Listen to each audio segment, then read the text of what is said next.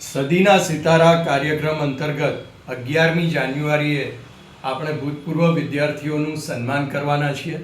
તેમાંના એક ડૉક્ટર સુજયભાઈ મહેતા, જે અમદાવાદ મ્યુનિસિપલ સ્કૂલ બોર્ડના ચેરમેન છે, તેમનો આપણે પ્રતિભાવ રિક્વેસ્ટ કરીએ છીએ.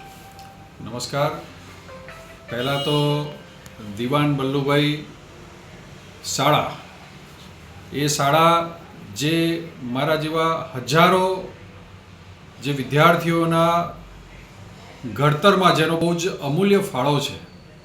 હું પોતે ત્યાં આગળ 1996માં મેં મારું 12th કમ્પ્લીટ કર્યું છે અને આજે હું હોમિયોપેથિક ડૉક્ટર તરીકે મારી પ્રેક્ટિસ કરી રહ્યો છું અને તેની સાથે અત્યારે અમદાવાદ મ્યુનિસિપલ કોર્પોરેશન સ્કૂલ બોર્ડમાં ચેરમેન તરીકે મારી જવાબદારી પણ છે. પણ એક ભૂતપૂર્વ વિદ્યાર્થી તરીકે હું તમને વાત કરું તો હજારો જેવા કાર્યકર્તાઓ, હજારો વિદ્યાર્થીઓ જે લોકો આ શાળાની અંદરથી જેમણે પોતાનું ભણતર લીધું છે અને આજે ખૂબ સારી જગ્યાએ સમાજમાં પ્રતિષ્ઠિત પદ પર અત્યારે આપણા વિદ્યાર્થીઓ છે.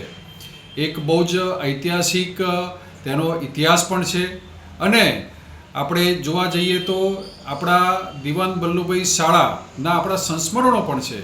તો 11મી જાન્યુઆરીએ જ્યારે આ દિવાન બલ્લુભાઈ એલ્યુમિની એસોસિએશનનો જે આ કાર્યક્રમ છે, આ કાર્યક્રમમાં હું તો જવાનો છું અને હું આપ સૌને પણ અપીલ કરું છું કે આપ સૌ પણ એ વિદ્યાર્થીઓના સંમેલનમાં ભૂતપૂર્વ વિદ્યાર્થી તરીકે આપ અચૂક ઉપસ્થિત રહો અને આપણે સૌ ભેગા મળીને આપણા સૌ જે વિદ્યાર્થી કાળના દિવાન બલ્લુભાઈ શાળાના સંસ્મરણોને વાગોળીએ અને એકબીજા સાથે આપણે વાતો કરીએ અને આપણી જે શાળા, જે એક અમદાવાદમાં બહુ જ પ્રતિષ્ઠિત શાળા છે, તે શાળાને હજી વધુ ઉત્તરોત્તર ક્યાંક કહેવાય ને નવી ઊંચાઈ પર જઈ શકે એના માટેનું આયોજન કરીએ.